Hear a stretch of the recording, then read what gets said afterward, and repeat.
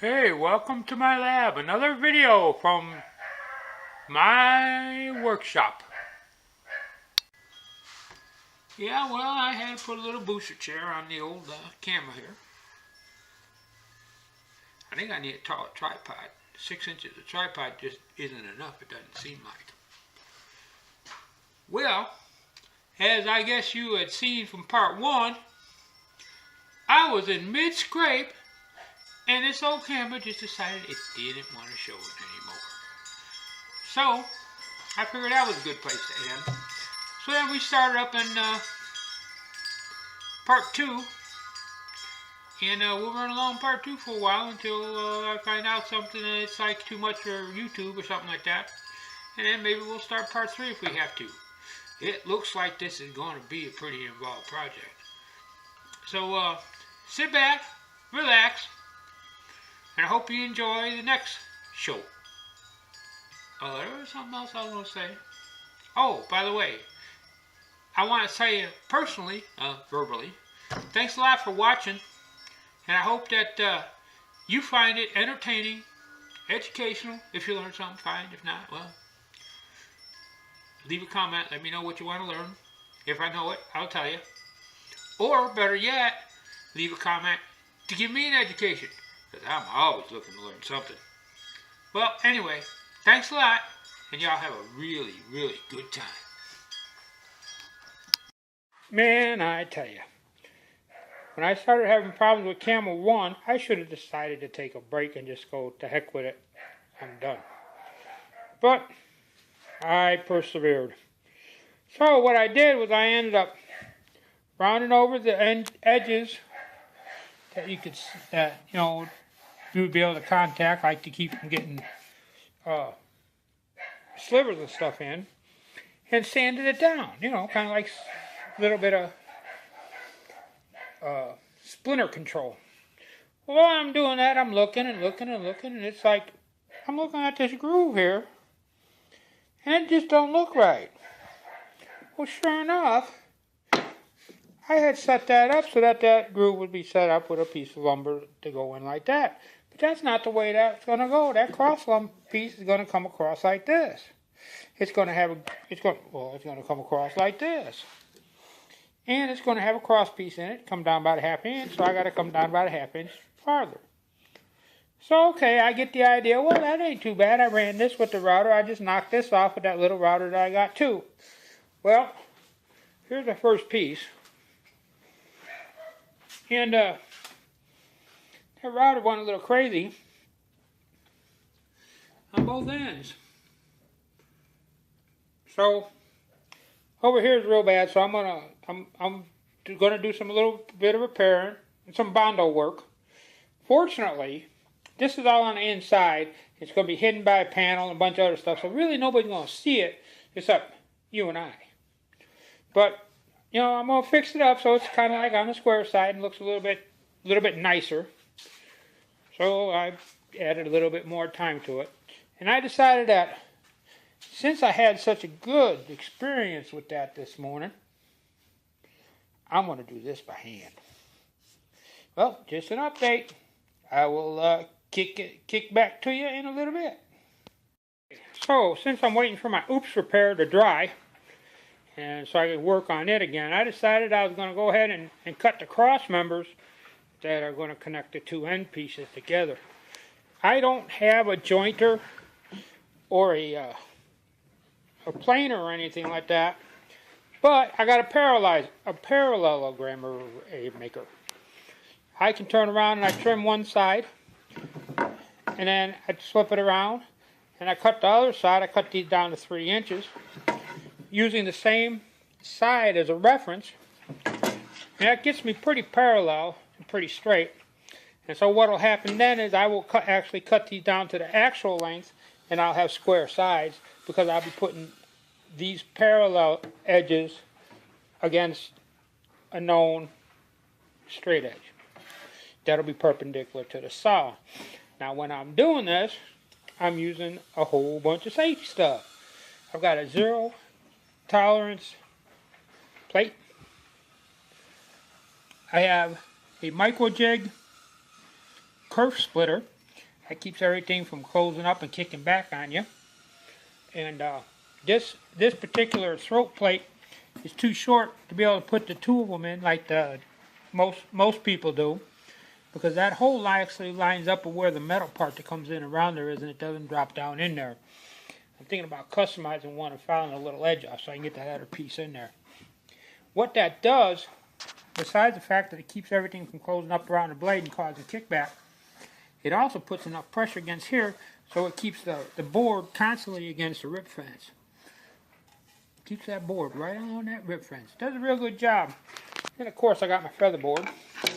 This feather board here actually has another piece to it, or a couple more pieces, and I can raise it up and make it taller. This way I can put a feather board against here if I wanted to cut these, if I wanted to, that what they call resawing, is standing them up like that and cutting them in half, which I've done from time to time. And so far that's been pretty good. Then when I'm using smaller cuts and stuff like that, like everybody else in the world, I've got a couple micro jigs. I don't have the real high class ones. I got the micro jig 100s, but they work real good. I use them a lot for narrower stuff. I haven't had them very long, so I'm still working on them. So, onward to the next deal. While I was waiting, I cut down my 2x3s. And that's actually 2 inches by, 1.5 by 3 inches. To the length, which is 37.5 inches long. Made sure all the ends are squared up as close as I can get them. And then I cut and fit the panel that's going to go in for the front part of the cabinet on both sides. Here's the way. This is the one that's drying. There's my Bondo job. Waiting for it to dry up so I can do something with it. Blow it up or something. And there's what it looks like on the other panel. And with all the hacking and jacking and all that other kind of stuff, it still come out pretty good. So, well, I guess as soon as this dries and we get it sanded up and cleaned up, we're going to start to make it look like an actual cabinet. So we actually got a chance to fire up the R2 unit and let it suck some sawdust. I went and ran the dados on these boards, which are going to coincide to these guys here when they're all put together. I'm a big one for when I can to use all the safety stuff that I can. And let me show you here. A couple of things that are nice about this deal is when you got the feather board set up like that around both sides of the cutter bit, you got it going in and across, and it's making sure that it's not going to lift or come back away, so you guarantee that you're getting the right cut across on the inside. Of course, you got to have the hearing protection. You got to have a little push stick. And as you might notice, I always have my safety shades. So, just a little, another little tidbit of things going by. So it's slowly but surely coming together. Next thing is probably hook up one of the other R2 units and drill some pocket holes. See you in a little bit.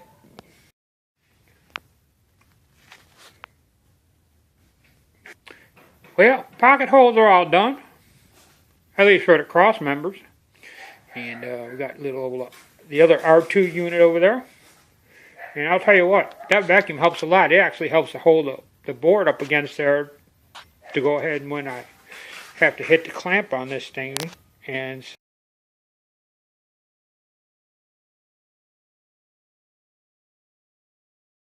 setting it to drill it. Hey, look at that. There we go. Well, that's what you get for having a phone that's smarter than you are. Anyway, let me get this cleaned up and see what we can do from here. Well, They had a little bit of playing around today. The weather's kind of bad. The noise was thunder and light and everything. Had the dogs going, so I kind of had to stay in the house because there were a bunch of chickens. But I did get a chance to get out here and at least assemble what I had built. And this is what I've got. This thing is huge. It is massive. Let's do a little walk around over here. A little bit longer. I got to stand back behind out of the way so you can see it all. The part that's got the paneling on it, that's the front end.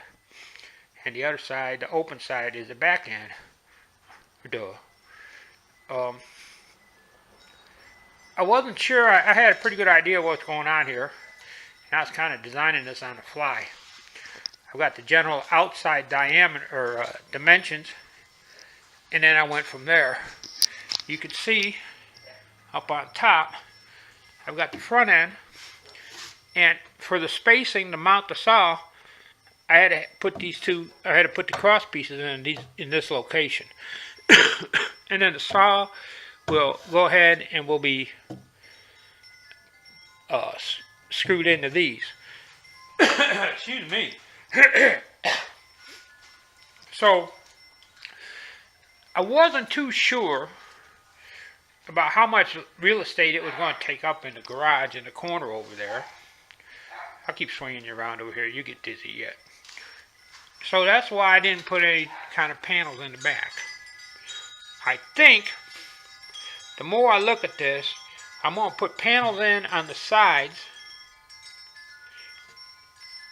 and you know, seal it off so it's a separate unit, and put the doors on the back. And this way you'd have to access it either by spinning it all the way around, or you just open up the garage door, but that's where it's going to be at. You can open up the garage door and access it. That'll be for long-term storage stuff, like, you know, I got a lot of home repair stuff that I've got that I don't use that often and things like that. You know, stuff that, you know, I use once in a great while. So that'd probably be a really good place to put it. I also think that I'm going to put a center divider in all the way across. This way, the front doors aren't. I can put two larger front doors on the front, and I can run a couple of drawers in it along here. Just thin ones, maybe 2 inches wide or something like that. So this way, I can keep like little tools in it. It's long enough that I can put squares and stuff in there too. You know, the stuff that you would use by the miter saw. So that's the next thing. Sit down and kind of figure that out and start putting that together. I think everything from here on out is going to be 3/4 of an inch. The more I look at this, the more I'm impressed. Because it's pretty big. The sides did come out nice. From the outside, it looks pretty good. The inside repairs, they're not too bad a shape. Let's see if I can twist you around. There you go. That's where I did the Bondo job. There and down here. Boy, I tell you what, I bet you'll be glad when I get stuff settled back down so you set you down. Anyway, I had thought originally about making the cabinet narrower, but it's a 12-inch saw. It's pretty big, and it takes up. There's a lot of swing on them two arms that are in back behind on it. So you had to be able to I had to be able to compensate for that, and had it all stay inside because I've got to put a dust shroud or some type on top of it. It's probably going to be another, oh heck, I don't know, 2 foot taller with the dust shroud on it. I think I'm going to use a shower curtain. I had thought about, like I was talking about with the paneling, putting the panels on and stuff like that. I had thought about putting the panels in the back and along the back in such a way, and then you have an access doors on either side in the back. This would leave me, by the way I'd set it up, it would leave the 2x4 exposed area, and I could like run a hose up there or something like that for dust extraction. But just based on looking at it now and everything like that, if I'm going to do dust extraction and run a hose, I'm probably going to have to run it off the side. I don't even know if I'm going to be able to do dust extraction with it. I'll figure out something. Most probably what I'll do is have it catch the dust and then vacuum it out periodically, like in between projects or something. We'll see how it goes.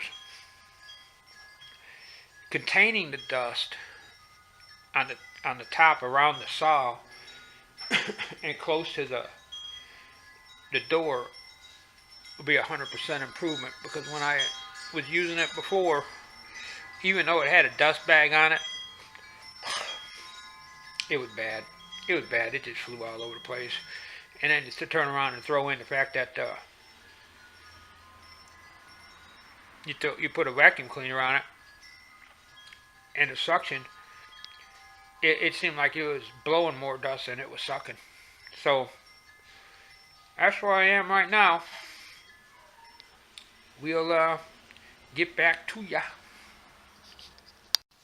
You know what? Why don't we just go ahead and call this episode 2, and I'll see you in episode 3. Since I'm starting to hear a whole lot of people out there that are kind of snoring on there. This is getting a little long. So we'll see you in the next episode. Bye.